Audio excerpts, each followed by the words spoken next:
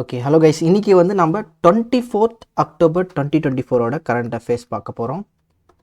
So first news, NBFC companies in micro finance sector to face stricter reporting standards following RBI crack down on 4 firms. அதாவது இந்த news என்ன அப்படின்றத சிம்பிளாக சொல்லிடுறேன். இந்த என்பிஎஃப்சிஸ் வந்து இந்த மைக்ரோ ஃபினான்ஸ் இன்ஸ்டியூஷன் என்னென்னா சின்ன சின்ன லோன் கொடுப்பாங்க. லைக் எப்படின்னா ஸ்மாலர் லோன்ஸ் தருவாங்க. இந்த ஸ்மாலர் லோன்ஸ் தரக்கூடிய இந்த மைக்ரோ ஃபினான்ஸ் இன்ஸ்டியூஷனுக்கு ஆர்பிஐ என்ன பண்ணியிருந்தாங்கன்னா, ஒரு ஒரு குறிப்பிட்ட வருஷத்தில் வந்து இந்த மாதிரி நீங்கள் உங்களோட ஓன் இன்ட்ரெஸ்ட் ரேட்டை நீங்கள் வச்சுக்கலாம் அப்படின்ற மாதிரி ஒரு ரிலாக்ஸேஷன் மாதிரி கொடுத்துருந்தாங்க. அது எதுக்காக அப்படின்னா, என்பிஎஃப்சிஸ்குள்ளே வந்து சில ஒரு போட்டி மாதிரி வந்து ஒரு காம்படிட்டிவ் ஸ்பிரிட்டில் வந்து நல்ல ஒரு இன்ட்ரெஸ்ட் ரேட், அதாவது ஆர்பிஐ ஒரு இன்ட்ரெஸ்ட் ரேட் செட் பண்ணியிருந்திருப்பாங்க. ஸோ அந்த லிமிட்டுக்குள்ளே தான் அந்த இன்ட்ரெஸ்ட் ரேட் இருக்கணும், பட் அதுக்குள்ளே நீங்கள் வந்து இன்ட்ரெஸ்ட் ரேட் வச்சுக்கலாம் அப்படின்ற மாதிரியான ஒரு பர்மிஷன் கொடுத்துருந்தாங்க. பட் இந்த என்பிஎஃப்சிஸ் மைக்ரோ ஃபினான்ஸ் இன்ஸ்டியூஷன்ஸ் என்ன பண்ணியிருக்காங்க அப்படின்னா, இதை அட்வான்டேஜாக எடுத்துக்கிட்டு இப்போ ஒரு 18% இன்ட்ரெஸ்ட் வைக்கக்கூடிய இடத்துல இப்போ ஆர்பிஐ வந்து லிமிட் செட் பண்ணியிருக்காங்க. ஒரு 18% வச்சுருக்காங்க அப்படின்னா ஒரு 18.5 இந்த மாதிரி செட் பண்ணுறாங்கன்னு வச்சுக்கோங்களேன். ஆனால் இந்த ஒரு பர்மிஷனை வந்து அட்வான்டேஜாக எடுத்துக்கிட்டு இந்த என்பிஎஃப்சி என்ன பண்ணிட்டாங்கன்னா 29% இன்ட்ரெஸ்ட் வைக்கிறது. அது முக்கியமாக வந்து பார்த்திங்கன்னா இந்த ஸ்மாலர் லோன்ஸ்லாம் யாருக்கு கொடுக்குறாங்கன்னா, under privileged categories of people, உமனுக்கு கொடுக்குறாங்க. ஏன்னா உமன் வந்து பார்த்திங்கன்னா இந்த லைக் எப்படி சொல்கிறதுனா, இந்த ஸ்மாலர் ஏரியாஸில் இருக்கக்கூடிய உமன்ஸ் வந்து சிறு தொழில் ஆரம்பிக்கிறதுக்காக இந்த மாதிரி லோன்ஸ் வாங்குவாங்க. ஸோ அந்த மாதிரி மக்களுக்கு வந்து ஹையர் இன்ட்ரெஸ்ட் ரேட்டை கொடுத்துருக்காங்க. இதை ஆர்பிஐ கண்டுபிடிச்சிட்டாங்க. ஏன்னா நான் வந்து உங்களுக்கு ஒரு ரிலாக்ஸேஷன் மாதிரி தந்ததை நீங்கள் அட்வான்டேஜாக எடுத்துக்கிட்டு இந்த மாதிரி பண்ணுறீங்களே அப்படின்ட்டு இதை கண்டுபிடிச்சி இப்போ வந்து ஸ்ட்ரிக்டர் ரெகுலேஷன் ஃபாலோ பண்ண போகிறாங்களா. ஸோ என்னென்ன பண்ண போகிறாங்க அப்படின்னு பார்த்தீங்கன்னா, இந்த என்பிஎஃப்சி நான் பேங்கிங் ஃபினான்ஷியல் கம்பெனிஸாக இருக்கக்கூடிய மைக்ரோ ஃபினான்ஸ் இன்ஸ்டிடியூஷன்ஸ் இருக்காங்க பார்த்தீங்களா, அவங்க வந்து ஆர்பிஐ கிட்ட ரிப்போர்ட் சப்மிட் பண்ணணும். என்ன ரிப்போர்ட் சப்மிட் பண்ணணும் அப்படின்னா, நீங்கள் எவ்வளோ இன்ட்ரெஸ்ட் ரேட்டு வச்சுருக்கீங்க, ஒவ்வொரு லோனுக்கு என்னென்ன இன்ட்ரெஸ்ட் ரேட் வச்சுருக்கீங்க, எவ்வளோ லோன் வந்து கொடுக்குறீங்க அப்படின்ற தகவல்களை ஆர்பிஐ கிட்ட சப்மிட் பண்ணுமா. ஓகேங்களா, இதுதான் இதோட news. So non bank players in micro finance sector may be required by the Reserve bank of India to submit granular monthly data. மாதம் டேட்டா சப்மிட் பண்ணும். ஸோ என்னென்னா வெயிட்டட் ஆவரேஜ் லெண்டிங் ரேட்ஸ், இது என்னென்னா interest rate தான். ஓகேங்களா, so across the loan நீங்கள் நிறைய loans கொடுக்குறீங்க, அந்த அக்ராஸ் த லோன்ஸில் உங்களோட அந்த ஆவரேஜ் அந்த வெயிட்டட் இன்ட்ரெஸ்ட் ரேட் எவ்வளோ இருக்குது அப்படின்றத சப்மிட் பண்ணணும். And spread charge on the cost of funds, நீங்கள் கொடுக்குற லோன்ஸுக்கு எவ்வளோ, அதாவது இப்போ ஆர்பிஐ வந்து 18% இன்ட்ரெஸ்ட் வச்சுருக்காங்க அப்படின்னா, நீங்கள் சப்போஸ் 18.5% வச்சுருக்கீங்க அப்படின்னா இந்த ஸ்ப்ரெட் தான், அதாவது இந்த 18க்கு மேலே இருக்கக்கூடிய இந்த 0.5% தான் இந்த ஸ்ப்ரெட். எக்ஸ்ட்ரா நீங்கள் வச்சுருக்கக்கூடிய சார்ஜஸ் என்னென்ன, ஸோ ஃபார் எக்ஸாம்பிள் அந்த லோனுக்கான ப்ராசஸிங் சார்ஜஸாக இருக்கலாம், இல்லை வேறு ஏதாவது சார்ஜஸாக இருக்கலாம். இந்த மாதிரி என்னென்ன சார்ஜஸ் நீங்கள் போட்டிருக்கீங்க அப்படின்ற விஷயத்த மந்த்லியாக டேட்டா சப்மிட் பண்ணணும்னு சொல்லியிருக்காங்க. என்னென்ன வெயிட்டட் ஆவரேஜ் லெண்டிங் ரேட்ஸ், அப்புறம் spread charge on the cost of ஃபண்ட்ஸை வந்து நீங்கள் பண்ணணும் அப்படின்னு சொல்லியிருக்காங்க. This measure aims to prevent lenders from over charging low income borrowers. So low income பார்வர்ஸ்னால் என்னது, அவங்களுக்கு ஆல்ரெடி லோ இன்கம் தான் இருக்குது, அதனால தான் லோன் வாங்க வராங்க. அப்படி இருக்கக்கூடிய பாரோவர்ஸ் கிட்ட நீங்கள் வந்து ஓவர் சார்ஜ் பண்ணிங்கன்னா அது என்ன ஆகும் அப்படின்றத ஆர்பிஐ சொல்கிறாங்க.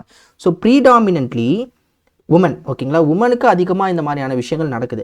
After the RBI's inspection found instances of margin exceeding the 12% cap during the financial year 23. So 12% தான் இன்ட்ரெஸ்ட் ரேட் வைக்கணும் அப்படின்ற இடத்துல இவங்க 12% தாண்டி பயங்கரமாக இன்ட்ரெஸ்ட் ரேட் வச்சதுனால தான் இந்த விஷயங்கள்லாம் நடந்திருக்கு. அண்ட் ஆர்பிஐ வந்து இந்த மாதிரி எங்ககிட்ட ரிப்போர்ட் சப்மிட் பண்ணணும் அப்படின்னு சொல்லியிருக்காங்க. ஸோ இதுதான் இந்த நியூஸ்.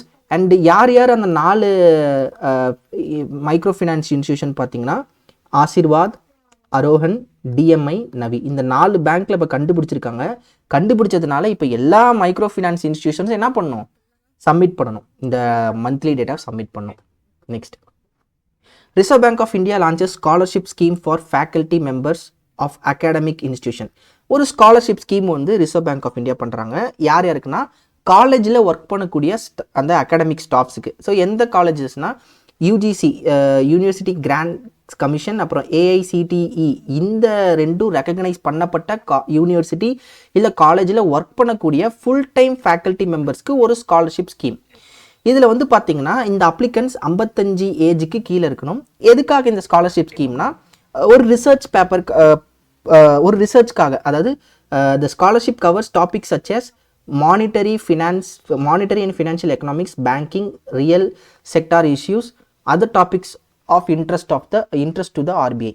இந்த 4 டாப்பிக்கில் ஒரு ஸ்காலர்ஷிப் ப்ரோக்ராம் நீங்கள் ரிசர்ச் பண்ணணும். எப்படின்னா அந்த ஸ்டாஃப்ஸ் வந்து என்ன பண்ணணும் அப்படின்னா, எந்த டாப்பிக்கில் அவங்க ரிசர்ச் பண்ணுறாங்க, அந்த ரிசர்ச் பேப்பருக்கு வந்து பார்த்திங்கன்னா ஒரு 1000 வேர்ட்ஸில் வந்து ரிசர்ச் பேப்பர்ஸை சப்மிட் பண்ணணும். இவங்களுக்கு வந்து பார்த்திங்கன்னா இன்டர்வியூ கண்டக்ட் பண்ணுவாங்க. இந்த இன்டர்வியூ எல்லாத்தையுமே செலக்ட் ஆகிறவங்களுக்கு தான் இந்த ஸ்காலர்ஷிப் கொடுத்து அதை மேற்கொண்டு படிக்க வைக்கிறாங்க ஆர்பிஐ. ஓகேங்களா, அது என்ன அப்படின்றத அடுத்த இடத்துல பார்க்கலாம். The scheme objective to enhance awareness of RBI's activities among faculty and students. So இந்த மாதிரியான ஒரு ஸ்காலர்ஷிப் ஸ்கீம் வைக்கும் போது நிறைய பேர் என்ன பண்ணுவாங்கன்னா, இந்த எக்கனாமி ரிலேட்டடான விஷயங்கள், ஆர்பிஐயோட ஆக்டிவிட்டீஸை பற்றி நிறைய பேர் தெரிஞ்சுக்கிறதுக்கான பாசிபிலிட்டிஸ் இருக்குது. அண்ட் இதே மாதிரி பார்த்தீங்கன்னா to provide exposure to various operational areas within the RBI. RBI கிட்ட இந்த மாதிரியான ஆப்ரேஷனல் ஏரியாஸ்லாம் இருக்குது அப்படின்றதுமே இந்த விஷயங்கள் மூலம் தெரிஞ்சுக்கலாம். ஸோ நத்திங் பட் காலேஜில் இருக்கக்கூடிய ஸ்டாஃப்ஸை என்கரேஜ் பண்ணி ஆர்பிஐ ஆக்டிவிட்டீஸை தெரிஞ்சிக்க வைக்கிறாங்க. At the same time scholarship மாதிரியான விஷயம் கொடுத்தும் அவங்கள என்கரேஜ் பண்ணுறாங்க. Maximum of 5 scholarships will be award. மொத்தம் 5 பேர் தான் செலக்ட் பண்ணுவாங்க. 5 ஸ்காலர்ஷிப் தான் அவார்ட் பண்ணப்பட போகிறது. ஓகேங்களா, ஸோ இது எப்படி இருக்குன்னா, செலெக்ஷன் எப்படி இருக்கும், based on candidates curriculum vitae. So அவங்களோட அந்த ரெஸ்யூம் மாதிரி கரிக்குலம் விட்டேவை சப்மிட் பண்ணும். அப்புறம் research proposal up to 100% words and then இன்டர்வியூமே உங்களுக்கு நடக்கும். So financial support, selected scholars will receive a monthly allowance of 50,000 during the project. So இவங்க பண்ணக்கூடிய அந்த ப்ராஜெக்ட், இவங்க ஒரு 100% ப்ராஜெக்ட் ரிசர்ச் ப்ரொபோசல் பண்ணுறாங்களே, அந்த ப்ராஜெக்டை எடுத்து செய்யக்கூடிய அந்த மாதம் அவங்களுக்கு வந்து எடுத்து செய்யறதுக்கு மாதம் 50,000 கொடுக்குறாங்க. An additional 2 lakh honorarium will be paid upon completion and acceptance of the research paper by RBI. அந்த ரிசர்ச்சை முடிச்சு ஆர்பிஐ ஓகே அப்படின்னு சொல்லிட்டாங்க அப்படின்னா, அது அக்செப்ட் ஆயிடுச்சு அப்படின்னா 2 lakh வரைக்கும் தருவாங்க. இதெல்லாம் வந்து பார்த்தீங்கன்னா பெரிய பெரிய காலேஜஸ், பெரிய பெரிய இன்ஸ்டியூஷன்ஸில் இந்த எக்கனாமிக் ரிலேட்டடான விஷயங்களை படிக்கக்கூடிய ஃபேக்கல்ட்டி மெம்பர்ஸ்க்கு வந்து இது உண்மையாகவே ஒரு மிகச்சிறந்த வாய்ப்பு. Next, ADB sanctions 241 million loan to enhance power distribution in West Bengal. So West பெங்காலில் இருக்கக்கூடிய பவர் டிஸ்ட்ரிபியூஷன்ஸ்க்கு இம்ப்ரூவ் பண்ணுறதுக்காக. சரி, எப்படி இம்ப்ரூவ் பண்ணுவாங்க அப்படின்னா, இந்த ஒயர்ஸ்லேயே வந்து பார்த்திங்கன்னா low tension wire, high tension wire அப்படின்ட்டு இருக்குது. மேபி எனக்கு இது சிவில் படித்தவங்க, எலக்ட்ரிக்கல் ட்ரிபிள் படித்தவங்களுக்கு இதெல்லாம் நல்லாவே தெரியும். ஸோ இந்த லோ டென்ஷன் ஒயரை வந்து ஹை டென்ஷன் ஒயராக மாற்றுறது, இந்த மாதிரியான விஷயங்களை கொஞ்சம் என்ஹான்ஸ் பண்ணுறது, இந்த மாதிரி விஷயங்களுக்கு வந்து பார்த்திங்கன்னா ஏடிபி என்ன பண்ணியிருக்காங்க, 241.3 million லோனை வந்து வெஸ்ட் பெங்காலுக்கு தந்திருக்காங்க. சரிங்களா, ஸோ இதான் அந்த news. So simple and straight news. ADB 241.3 million loan கொடுத்துருக்காங்க. எதுக்கு? வெஸ்ட் பெங்காலோட எலக்ட்ரிசிட்டி டிஸ்ட்ரிபியூஷனை இம்ப்ரூவ் பண்ணுறதுக்கு. ஓகேங்களா. Next, Bima Sugam digital insurance platform set for launch says IRDAI chairperson. So இந்த பீமா சுகம் அப்படின்றது என்னன்னா, நிறையா பாலிசிஸ் இப்போ வந்து பார்த்திங்கன்னா நிறைய இன்சூரன்ஸ் கம்பெனிஸ் இருக்குது. 1 2 3 4ன்னு நிறைய இன்சூரன்ஸ் கம்பெனிஸ் இருக்குது. இப்போ இந்த இன்சூரன்ஸ் கம்பெனிக்கு போய்ட்டு இவங்ககிட்ட இருக்கக்கூடிய பாலிசிஸ் என்ன அப்படின்னு விசாரிப்போம். அண்ட் இவங்ககிட்ட என்ன அப்படின்றத பார்ப்போம். இல்லை வந்து நம்ம வெப்சைட்டில் போய்ட்டு ஒன்றா பார்த்துட்ருப்போம். ஸோ இப்படி பண்ணுறதுக்கு IRDAI என்ன பண்ணியிருக்காங்கன்னா, இவங்ககிட்ட இருக்கக்கூடிய மொத்த ஃபெசிலிட்டியுமே நீங்கள் இந்த பீமா சுகமில் கம்பேர் பண்ணிக்கலாம். ஸோ இவங்ககிட்ட என்ன பாலிசி இருக்குது, இவங்க என்ன பெனிஃபிட்ஸ் தராங்க அப்படின்ற எல்லாத்தையுமே இந்த பீமா சுகமில் நீங்கள் கம்பேர் பண்ணி நீங்கள் பாலிசிஸை எடுத்துக்கலாம். ஸோ அதுக்கு தான் இந்த பீமா சுகம் அப்படின்ற ஒரு டிஜிட்டல் இன்சூரன்ஸ் பிளாட்ஃபார்மை இப்போ லான்ச் பண்ண போகிறாங்க. So Bima Sugam a digital insurance platform is ready for launch as confirmed. Okay, இந்த நியூஸ் சொல்கிறாங்க. இதோட என்னதுன்னா, a separate portal will be established for onboarding Bima Vahaks. So இந்த பீமா வக்காஸ் அப்படின்றவங்க என்னன்னா, ஸோ பீமா ட்ரினிட்டிவ் இனிஷியேட்டிவ் அப்படின்னு ஒன்று இருக்குது கைஸ். ஸோ இது வந்து பார்த்திங்கன்னா, ஒன்று பீமா சுகம், 2 வந்து பீமா வக்காஸ், அப்புறம் இன்னொன்று இருக்குது, அது என்னன்னு அடுத்த ஸ்லைடில் சொல்கிறேன். சரிங்களா. ஸோ இந்த பீமா வக்காஸ் அப்படின்றது என்னன்னா, intermediaries responsible for distributing insurance products. So ஒரு கம்பெனிட்டிருந்து இன்னொரு பர்சனுக்கு இந்த இன்சூரன்ஸ் ப்ராடக்ட்ஸை விற்கிறவங்க தான் லைக் புரோக்கர்னு சொல்லலாம்ல. புரோக்கர்னு சொன்னால் இந்த மோரலஸ் சேம் தான். பீமா விகாஸ் வந்து இந்த புரோக்கர்ஸ். ஸோ இவங்களுக்குமே ஒரு செப்பரேட் போர்ட்டல் லான்ச் பண்ண போகிறாங்களா. நம்மளோட நியூஸ் என்ன அப்படின்னா, the news is about Bima Sugam. இப்போ பீமா சுகம் என்னது, comparing all type of insurance products in one portal, அதுதான் பீமா சுகம். அண்ட் பீமா வக்காஸ் அப்படின்றது என்னன்னா, இந்த இன்டர்மீடியட்ஸுக்கான ஒரு செப்பரேட் போர்ட்டல். இதுவுமே பார்த்தீங்கன்னா இட் வில் பி எஸ்டாப்ளிஷ்ட் அப்படின்னு சொல்லியிருக்காங்க. ஸோ எதுக்காக இதெல்லாம் பண்ணுறாங்க அப்படின்னா 2047 இன்சூரன்ஸ் ஃபார் ஆல் அப்படின்றத நம்ம அச்சீவ் பண்ணுறதுக்காக. ஓகேங்களா. அண்ட் தேர்டாக இருக்கிறது தான் என்னென்னா இந்த பீமா விஸ்தார். இந்த பீமா விஸ்தார் அப்படின்றதுனா இன்சூரன்ஸ் ப்ராடக்ட் தட் என்கம்பஸஸ் லைஃபும் இருக்கும், ஹெல்த்தும் இருக்கும், property coverage. So 3 type of coverage வந்து பார்த்தீங்கன்னா ஒரே இன்சூரன்ஸில் இருக்கிறது தான் இந்த பீமா விஸ்தார். ஓகேங்களா. ஸோ பீமா ட்ரினிட்டியை வந்து நல்லா படிச்சுக்கோங்க. இது எக்ஸாமில் எப்படி கேட்கலாம்னா பீமா ட்ரினிட்டியில் எது இல்லை அப்படின்னு கேட்கலாம். சரிங்களா. ஸோ அதுக்கேற்ற மாதிரி படிச்சுக்கோங்க. ஸோ இதுதான் இதோட நியூஸ். பீமா சுகம், எக்ஸ்கியூஸ் மீ. ஸோ பீமா சுகம் இஸ் ரெடி ஃபார் லான்ச். ஓகேங்களா. Next, so union banks credit pipeline reaches 75,000 crore. So credit pipeline அப்படின்னு என்னென்னா இப்போ இந்த பேங்க்கு கிட்ட 75,000 crore கையில் இருக்கான். இதுதான் கிரெடிட் பைப்லைன். இந்த கிரெடிட் பைப்லைன் எதுக்கு சொல்கிறாங்க அப்படின்னா இவங்க இதை லோனாக வெளியில் கொடுப்பாங்க. இந்த கிரெடிட்டை என்ன பண்ணுறாங்க, வெளியில் எல்லாத்துக்குமே கொடுக்குறாங்க. ஸோ டோட்டலாக எவ்வளோ 75,000 crore கிரெடிட் பைப்லைன் கையில் இருக்கான். இட் ரீச்சஸ், அதாவது யூனியன் பேங்க்கோட கிரெடிட் பைப்லைன் வந்து இவ்வளோ இருக்குது அப்படின்னு சொல்லியிருக்காங்க. ஸோ இதில் யார் யாருக்கு எவ்வளோ கொடுத்துருக்காங்கன்னு பார்க்கலாம். So Union Bank of India has a robust credit pipeline of 75,000 crore. இதில் 39,000 கோடியை வந்து 39,000 கோடிக்கு வந்து பார்த்திங்கன்னா சாங்ஷன்ஸ் பெண்டிங்கில் இருக்கான். ஸோ 39,000 கோடி வந்து எதுக்கு இவங்க அந்த டோட்டல் இந்த கிரெடிட் வந்து எதுக்கு கொடுக்க போகிறாங்க, எந்தெந்த செக்டார்ஸ் கொடுக்க போகிறாங்கன்னா road, power, real estate, telecom, iron, steel and cement, இந்த மாதிரியான செக்டார்ஸுக்கு இந்த லோன்ஸை கொடுக்க போகிறாங்க. அண்ட் இதில் வந்து பார்த்திங்கன்னா 36,000 கோடி வந்து சாங்ஷன் ஆயிடுச்சு. அது வெளியில் டிஸ்பர்ஸ் ஆகிறதுக்கு வெயிட் பண்ணிகிட்டு இருக்குது. அண்ட் 39,000 கோடி வந்து இன்னும் பெண்டிங், இப்போ சாங்ஷனுக்காக பெண்டிங்கில் இருக்குது. சரிங்களா. ஸோ 36,000 கோடி வந்து யார் யாருக்கு அப்படின்றத சாங்ஷன் பண்ணிட்டாங்க. சாங்ஷன் பண்ணுறது என்னென்னா அப்ரூவ் பண்ணுறது. ஓகேங்களா. டிஸ்பர்ஸ் பண்ணுறது அப்படின்னு என்னென்னா வெளியில் அந்த லோனை அவங்க கையில் கொடுக்குறது. ஸோ டிஸ்பர்ஸ்மெண்ட்டுக்காக வெயிட் பண்ணிட்டு இருக்கிறது 36,000 கோடி அண்ட் சாங்ஷனுக்காக வெயிட் பண்ணக்கூடியது 39,000 கோடி. ஸோ டோட்டலாக யூனியன் பேங்க் ஆஃப் இந்தியா கிட்ட எவ்வளோ கிரெடிட் பைப்லைன் இருக்குது, 75,000 crore. ஓகேங்களா. ஸோ இதுதான் இதோட நியூஸ். நெக்ஸ்ட், ஸோ இதில் வந்து பார்த்தீங்கன்னா the bank maintains its credit growth target of 11 to 13% for financial year 24. So இந்த பாயிண்ட்டை ஜஸ்ட் நோட் பண்ணிக்கோங்க. இட்ஸ் சிம்பிள் பாயிண்ட் தான். ஸோ அவங்களோட கிரெடிட் க்ரோத் டார்கெட் வந்து 11லேருந்து 13% ஃபினான்ஷியல் 24க்கு வச்சுருக்காங்க அப்படின்னு சொல்லியிருக்காங்க. ஓகேங்களா. ஸோ ஆர்ஏஎம் லெண்டிங்னது retail, agriculture and MSME. So இதில் வந்து பார்த்தீங்கன்னா 12.3% க்ரோ ஆயிருக்கான் இவங்களோட அந்த லெண்டிங் ரேட்டு. ஓகேங்களா. எஸ். ஸோ நமக்கு ரொம்ப முக்கியமான பாயிண்ட் வந்து இது. ஸோ ரீசெண்டாக அந்த கிரெடிட் பைப்லைன் எவ்வளோ இருந்துச்சு அப்படின்றத பார்த்துக்கோங்க. Next, insider trading regulations for mutual funds to take effort from November 1. So இந்த இன்சைடர் ட்ரேடிங் அப்படின்றத நான் நிறைய டைம் நம்மளோட கிளாஸில் சொல்லியிருக்கேன். சிம்பிளாக சொல்கிறேன். இன்சைடர் ட்ரேடிங் என்னென்னா இப்போ இந்த ட்ரேடிங் பண்ணுறாங்க பார்த்தீங்களா, ஷேர்ஸ் வாங்குறது, விற்கிறது, இந்த மாதிரியான விஷயங்களில் அந்த கம்பெனிக்குள்ளே ஒர்க் பண்ணுறவருக்கு தெரியும் நாளைக்கு இத்தனை ஷேர்ஸ் இப்படி ரிலீஸ் ஆக போகுது, இதோட ரேட் இப்படி இருக்கும், இதோட ஃபங்க்ஷனாலிட்டி இப்படிலாம் இருக்கும், இந்த ஷேர்ஸோட ஃபங்க்ஷனாலிட்டி அப்படின்றது அந்த கம்பெனியில் இருக்கிறவருக்கு தெரியும். ஓகேங்களா. அவர் என்ன பண்ணலாம் அப்படின்னா அவரோட ரிலேட்டிவ் கிட்ட, அவருக்கு இருக்கக்கூடிய சொந்தக்காரர்கிட்ட இதை சொல்லிடலாம். இப்படி சொல்லிட்டார் அப்படின்னா இந்த சொந்தக்காரர் என்ன பண்ணுவார்னா நாளைக்கு அந்த ஷேர்ஸ் வரும்போது இவர் உஷாராயிப்பார், எந்த ஷேர்ஸை எப்படி விற்கலாம் வாங்கலாம் அப்படின்றத பண்ணிப்பார். அப்போ அந்த இன்ஃபர்மேஷன் அப்படின்றது வெளியே பப்ளிக்கு வரத்துக்கு முன்னாடியே இவங்களுக்கு தெரிஞ்சதுனால இவங்க பெனிஃபிஷியரியாக ஆயிடுறாங்க. ஓகேங்களா. அப்படி இப்போ இவங்க இந்த ட்ரேடிங் பண்ணாங்கன்னா என்ன ஆகும்னா மார்க்கெட்டை ஏமாத்துற மாதிரி. சரிங்களா. இதுதான் வந்து இன்சைடர் ட்ரேடிங்னு சொல்லுவாங்க.